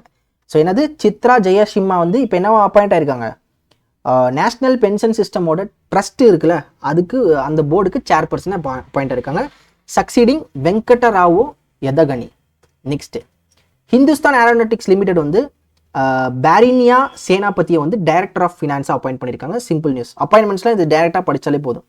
Hindustan Aeronautics Limited has appointed Barenya Senapati as the finance director. ஓகேங்களா, yes. And okay, yes. So Hindustan Aeronautics Limited, so Barenya சேனாபதியை வந்து ஃபினான்ஸ் டைரக்டர் அப்பாயிண்ட் பண்ணியிருக்காங்க. ஓகேங்களா, ஸோ நெக்ஸ்ட் நியூஸ் போயிடலாம். Vietnam names army general Luong Cuong as த new president. ஓகேங்களா, following months of turmoil. So வியட்நாமில் வந்து பார்த்தீங்கன்னா ஒரு சில வந்து நிறையா சுச்சுவேஷன்ஸ் இருந்திருக்கு, நிறைய ஹார்ட்ஷிப்ஸ் இருந்திருக்குது. அதில் வந்து பார்த்தீங்கன்னா இப்போ லியோங் குவாங் அப்படின்றவர் அவர் வந்து பார்த்தீங்கன்னா ஒரு மிலிட்டரியில் இருக்கக்கூடிய ஒரு ஜென்ரல், இவரை வந்து நியூ பிரசிடெண்ட்டாக அப்பாயிண்ட் பண்ணியிருக்காங்க. என்னது, வியட்நாமோட இப்போ நியூ பிரசிடென்ட் யார், லியோங் காங். இவர் வந்து பார்த்தீங்கன்னா அந்த கண்ட்ரியோட மிலிட்டரி ஜென்ரல். ஓகேங்களா, அண்ட் இவர் யாரை ரீப்ளேஸ் பண்ணுறாரு, டூ லேம் அப்படின்றவர் ரீப்ளேஸ் பண்ணுறாரு. Next, CGI green lights Aquilo House Private Limited's acquisition of Aavas Financiers Limited. ரொம்ப சிம்பிள் நியூஸ். ஸோ இது வந்து பார்த்தீங்கன்னா ஒரு அக்விசேஷன் நியூஸு. அவாஸ் ஃபினான்சியர்ஸ் லிமிடெடை வந்து யார் வாங்க போகிறாங்க, Aquilo House Private Limited. So இந்த இடத்துல அக்வேரர் யார், அக்யூலோ ஹவுஸ் பிரைவேட் லிமிடெட். இவங்க தான் அக்வேரர். இவங்க யாரை வாங்க போகிறாங்க, இந்த அவாஸ் ஃபினான்சியரிஸ் லிமிட்டடாக வாங்க போகிறாங்க. ஓகேங்களா, next, India launches 4th nuclear submarine equipped with advanced weapon. So nuclear submarine அது நியூக்ளியர் பவரில் ஒர்க் பண்ணக்கூடிய சப்மரைன். ஓகேங்களா, இது வந்து பார்த்தீங்கன்னா இப்போ இந்தியா வந்து 4th நியூக்ளியர் சப்மரைனை இப்போ லான்ச் பண்ணியிருக்காங்க.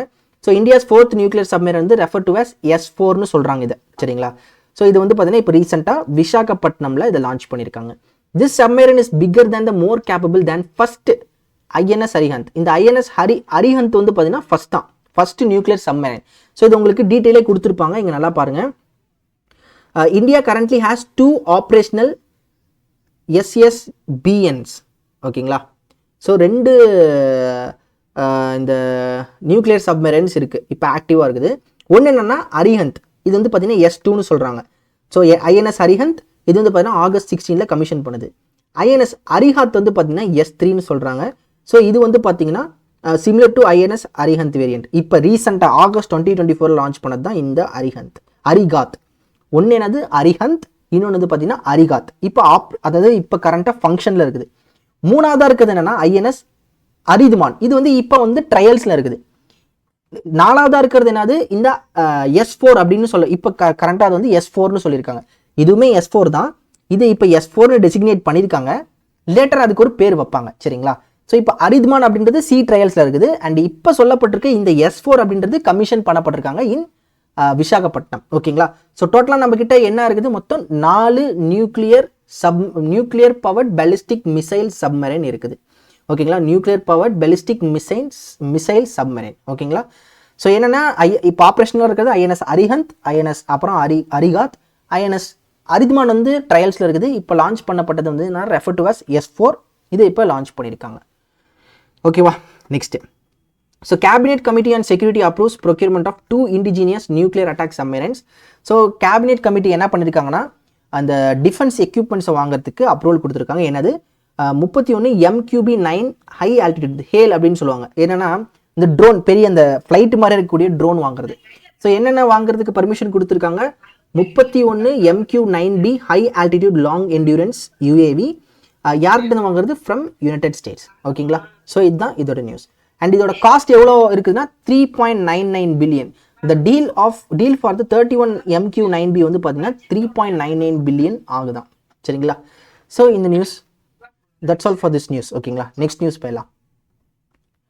Renewal of Kartarpur corridor agreement between India and Pakistan. இப்போ வந்து பார்த்தீங்கன்னா இந்த ஷாங்காய் கோஆப்ரேஷன் ஆர்கனைசேஷன் வந்து பாகிஸ்தான் தான் ஹோஸ்ட்டு, அவங்க தான் பண்ணுறாங்க.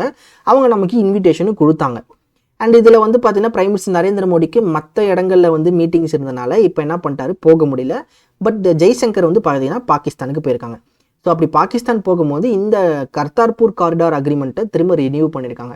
இந்த கர்தார்பூர் காரிடார் அப்படின்றது என்னன்னா, இது வந்து ஒரு 4.1 கிலோமீட்டர் இருக்கக்கூடிய ஒரு ஏரியா. இது வந்து பார்த்தீங்கன்னா ஒரு பில்கிரிம்ஸ்க்கான ஒரு இடமா இருக்குது. The corridor enables Indian pilgrims to visit gurdwara Sri கார்த்புரா Shahid அப்படின்ற ஒரு இடம். ஓகேங்களா? இது வந்து பார்த்தீங்கன்னா பாகிஸ்தானில் இருக்குது. அண்ட் இந்தியா இருக்கக்கூடிய அந்த பில்கிரிம்ஸ் வந்து பாகிஸ்தானுக்கு விசா இல்லாமல் ஜஸ்ட் ஒரு $20 மட்டும் கட்டிட்டு போய் அந்த இடத்துக்கு போயிட்டு வரலாம். இது வந்து பார்த்தீங்கன்னா முன்ன இருந்த பிரைம் மினிஸ்டர் இம்ரான் கான் இருந்த டைமில் வந்து பார்த்தீங்கன்னா இதை 2 பேருமே சேர்ந்து ஒரு இது கொண்டு வந்தாங்க. This follows the original agreement. எப்போ ஒரிஜினல் அக்ரிமெண்ட் போட்டாங்கன்னா 2019.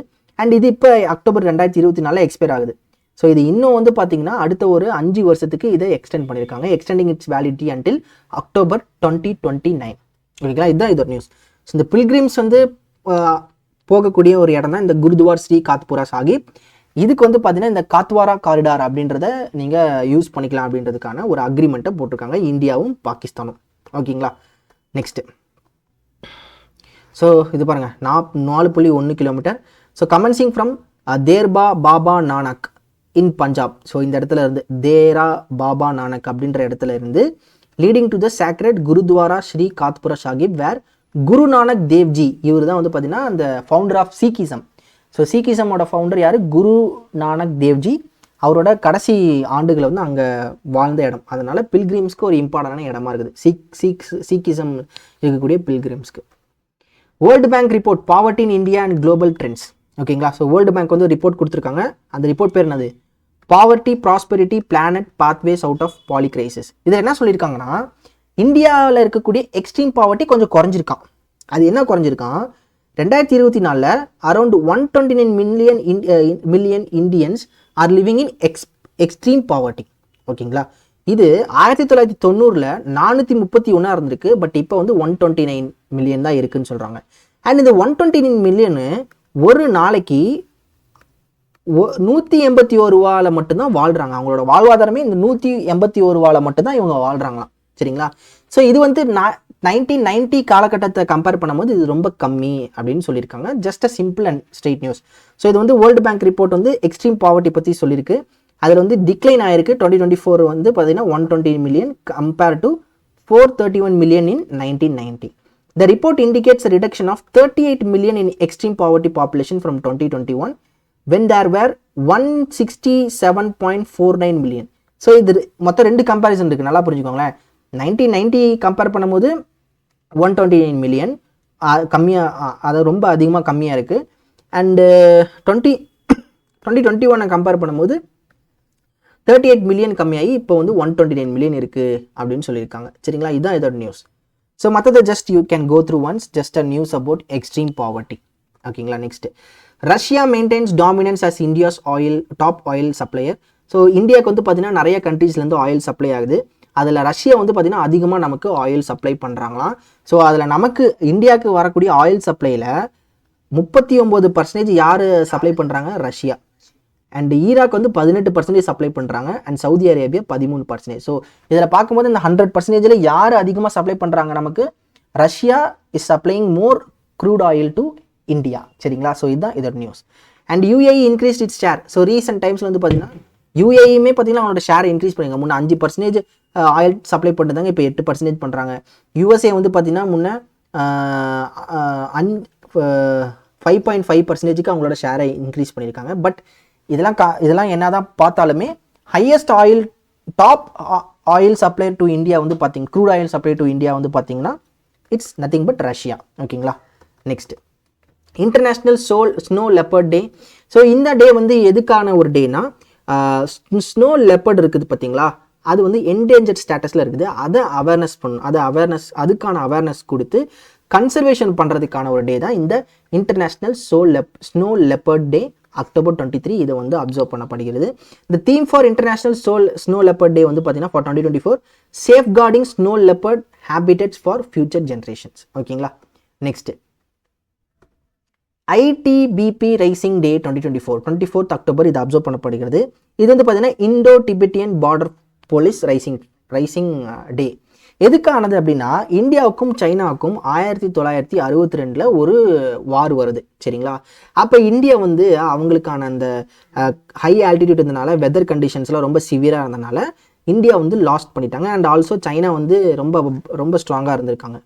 ஸோ அப்போ இந்த சுச்சுவேஷன் வந்ததுனால தான் இந்தியாவிலேருந்து இந்த இண்டோ டிபெட்டியன் பார்டர் போலீஸ் அப்படின்ற ஒரு அமைப்பை ஏற்படுத்தினாங்க. ஸோ அவங்க தான் இப்போ இந்த பார்டர் ஸ்டேட்ஸ் எல்லாத்தையுமே இப்போ பாதுகாத்துக்கிட்டு இருக்காங்க. சரிங்களா, ஸோ அவங்களுக்கான ஒரு டேவாக தான் இந்த ஐடிபிபி ரைசிங் டே அப்படின்னு அப்சர்வ் பண்ணுறாங்க, which falls on 24th October. ஓகேங்களா, ஸோ இதுதான் இதோட நியூஸ். ஓகேங்களா, so the formation of ITBP is called as ITBP raising day. Next world polio day, இதுமே 24th அக்டோபர் அப்சர்வ் பண்ணப்படுகிறது. So world polio day is observed on the 24th of October. World Polio Day was first initiated and celebrated by Rotary International for the birthday of Jonas Salk. இந்த Jonas Salk யார் அப்படின்னா, இவர் ஒரு medical researcher. இவர் தான் வந்து பார்த்தீங்கன்னா first டைமாக ஒரு டீமை டெவலப் பண்ணி இந்த போலியோக்கு அகேன்ஸ்டாக நம்ம வேக்சின் டெவலப் பண்ணணும் அப்படின்ற ஒரு டீமை டெவலப் பண்ணது இந்த ஜோனாஸ் சால்க் தான். ஸோ இவரோட அந்த பர்த்டேவை தான் celebrated by the rotary international. ஓகேங்களா, இவங்க தான் அதை செலிப்ரேட் பண்ணுறாங்க. அண்ட் இவங்க தான் வந்து பார்த்தீங்கன்னா இந்த வேர்ல்டு போலியோ டே அப்படின்றத கொண்டு வராங்க. சரிங்களா, so he developed the inactivated polio virus vaccine in 1955. யார்? Jonas Salk. Later Albert Sabin, இவர் வந்து பார்த்தீங்கன்னா developed the oral polio vaccine in 1962. So இந்த 2 பாயிண்ட்டுமே ஞாபகம் வச்சுக்கோங்க, இம்பார்ட்டன்ட். ஓகேங்களா, so next news United Nations day. The last news, United Nations day 24th October observe பண்ணப்படுகிறது. Is observed on 24th October, United Nations day. Simple news தான். The United Nations Day is celebrated annually on October 2024, commemorating the entry into the force of UN Charter 1945. ரொம்ப simple. என்னன்னா, the day serves as global celebration. எதுக்கான celebration அது இருக்குன்னா, United Nations mission to promote peace, security, human rights and development. ஓகேங்களா, so இதுக்கான ஒரு நாள் தான் வந்து பார்த்தீங்கன்னா யுனைடெட் நேஷன்ஸ் டே அப்சர்வ் பண்ணப்படுகிறது 24th அக்டோபர். ஓகேங்களா, ஸோ எஸ் கைஸ், இதோட பார்த்தீங்கன்னா நம்மளோட current affairs for 24th October முடியுது. ஓகேங்களா, எஸ்.